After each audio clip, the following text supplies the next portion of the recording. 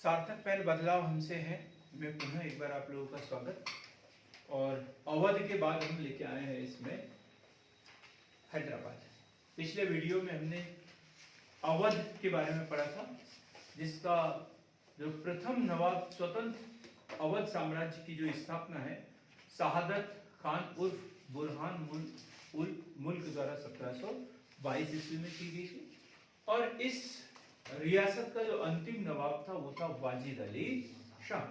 और 1856 में लॉर्ड डलहौजी द्वारा कुशासन का आरोप लगाकर इसे ब्रिटिश साम्राज्य में मिला लिया गया। हमने ये भी पढ़ा कि बाद में बिरजिस कादर बेगम हजरत महल ने जो है अवध प्रांत से, लखनऊ से भी बोला जाता है इसे, 1857 के प्रथम स्वतंत्रता संग्राम में भी इन्होंने भाग लिया था। तो ऐसी कुछ कहानी है हैदराबाद की। हैदराबाद के नवाब तुरानी गुट के थे, मुगलों के समय के तुरानी गुट के थे। जहां अवध के कौन से ईरानी गुट के और ये तुरानी गुट के थे। तो हम बात कर रहे हैं हैदराबाद तुरानी गुट, तुरानी गुट के नेता, तुरानी गुट के नेता चिनकिलीज खान। क्या नाम उसका? चिनकिलीज खान। और फिर उर्फ लगा के क्या लिखेंगे इसे? निजाम उल मुल्क। चिनकिलीज खान उर्फ निजाम उल मुल्क, निजाम उल मुल्क, निजाम उल मुल्क द्वारा 1724 ईस्वी में, 1724 ईस्वी में, 1724 ईस्वी में। और किसके शासनकाल में? मोहम्मद शाह रंगीला। अवध प्रांत की स्थापना 1722 शहादत खान उर्फ बुरहान उल मुल्क 1722 मोहम्मद शाह रंगीला शासनकाल में। और हैदराबाद की चिनकिलीज खान उर्फ निजाम उल मुल्क के द्वारा मोहम्मद शाह रंगीला शासनकाल में 1724 ईस्वी में। जहां शहादत खान ईरानी गुट का था, ये तुरानी गुट के, मतलब ये सुन्नी थे और वो शीई। तो हम बात कर रहे हैं 1724 में प्रारंभ में मोहम्मद शाह द्वारा, प्रारंभ में मोहम्मद शाह द्वारा चिनकिलीज खान, चिनकिलीज खान को, चिनकिलीज खान को वजीर नियुक्त किया गया, वजीर नियुक्त किया गया था। और 1724 ईस्वी में क्या इसने स्वतंत्र हैदराबाद राज्य की स्थापना। 1722 में मुगलों द्वारा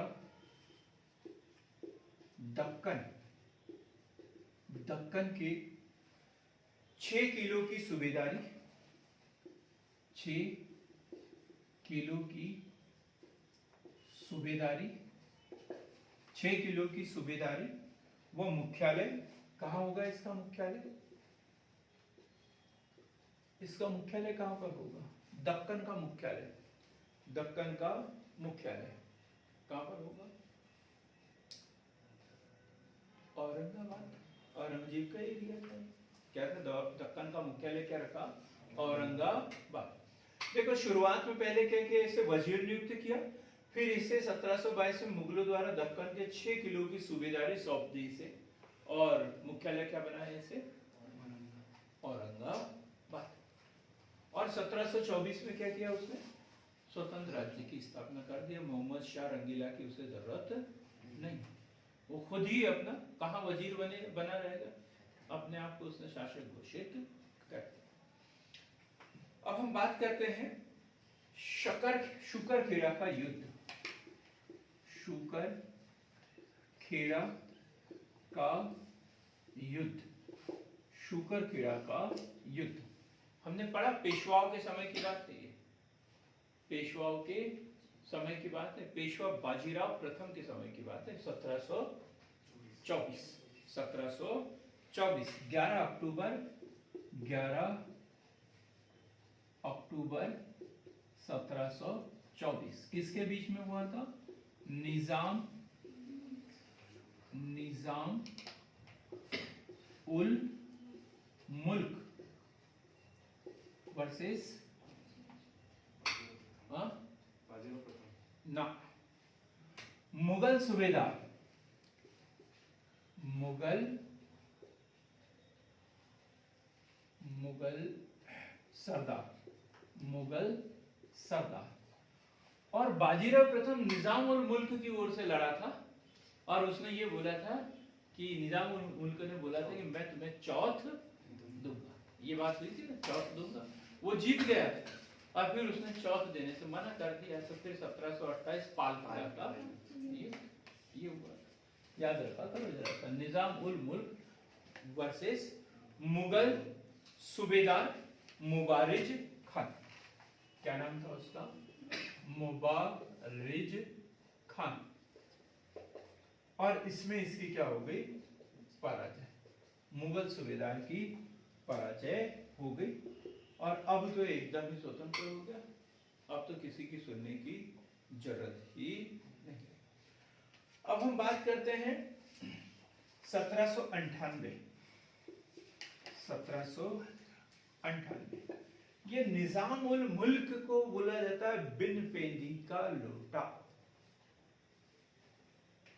बिन पेंदी का लोटा। कोई भी युद्ध हो, चाहे मराठों के साथ में हुआ हो, मुगलों के साथ रहा हो, मैसूर के साथ में रहा हो, ये कभी भी अपना पड़दा बदल देता था। कभी मुगलों के इधर से लड़ लेता, मुगलों के साथ हो जाता, कभी मराठों के साथ हो जाता, कभी किधर, कभी अंग्रेजों के साथ। अभी देखेंगे मैसूर युद्ध में भी इसकी भूमिका थी, मराठा पड़े तब भी थी इसकी, ठीक। तो कहीं ना कहीं ये इधर उधर होते रहे हैं। अंग्रेज भी परेशान। तो 1798 ईस्वी में सर्वप्रथम लॉर्ड वेलेस्ली ने सहायक संधि की नीति के तहत सबसे पहले इसी के साथ में सहायक संधि की थी। तो 1798 ईस्वी में अंग्रेजों की सहायक संधि स्वीकार करने वाला प्रथम राज्य। अब ये जो बीच का काल हमने छोड़ दिया है यहाँ पे 1724 से 1798 के बीच में, तो ये काल हम फिर पढ़ेंगे कब? जब हम फ्रांसीसी युद्ध पढ़ेंगे, कर्नाटक युद्ध पढ़ेंगे। कर्नाटक युद्ध जब पढ़ेंगे तो जो युद्ध होगा ये उत्तराधिकार को लेकर ही होगा, चांदा साहब और ये और सफदरजंग सब हम इसमें पढ़ेंगे, ठीक। तो हम अभी इतना ही पढ़ते हैं हैदराबाद के विषय में कि स्थापना कब? तुरानी गुट के नेता चिनकिलीस खान उर्फ निजाम उल मुल्क द्वारा 1724 में मोहम्मद शाह रंगीला के शासनकाल में। शुरुआत में इसे मोहम्मद शाह रंगीला ने जो चिनकिलीस खान को अपना वजीर नियुक्त किया था और फिर उसे दक्कन भेज दिया 1722 में। दक्कन के 6 किलो की इसे सूबेदारी सौंप दी और उस का मुख्यालय रखा था औरंगाबाद। फिर इन्होंने वहां पर स्वतंत्र राज्य की स्थापना कर दी और स्वतंत्रता की घोषणा करने के बाद जो मुगल बादशाह थे मोहम्मद शाह रंगीला, इन्होंने अपने सूबेदार मुबारिज खान को भेजा इनको पराजित करने के लिए। लेकिन उसने क्या किया? निजाम उल मुल्क ने बाजीराव प्रथम से समझौता कर लिया कि आप मेरी मदद करो तो मैं तुम्हें चौथ देना स्वीकार करता हूं।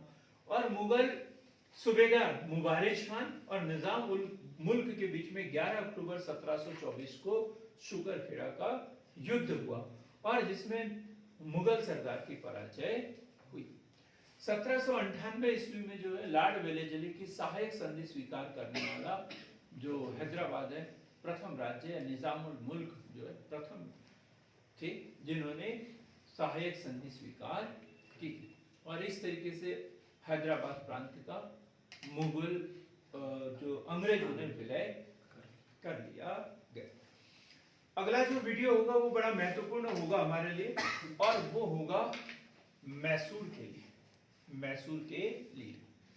इसी समय जब हैदराबाद राज्य की स्थापना हुई थी, तब 1732 ईस्वी में सादुल्ला खान द्वारा कर्नाटक राज्य की भी स्थापना की गई। ये भी एक नोट कर ले पॉइंट। 1732 में सादुल्ला खान द्वारा स्वतंत्र कर्नाटक राज्य की स्थापना की गई थी, और इसकी राजधानी क्या थी? अर्काट। इसकी राजधानी क्या थी? अर्काट। शेष जो है कर्नाटक और हैदराबाद के विषय में जो है हम आंग्ल फ्रांसीसी युद्ध में पढ़ेंगे, कर्नाटक युद्धों में पढ़ेंगे। तो तब तक के लिए देखते रहिए और हमारे से जुड़े रहिए सार्थक पहल के साथ में। हमारे इस चैनल को लाइक, शेयर और सब्सक्राइब अवश्य करें। धन्यवाद।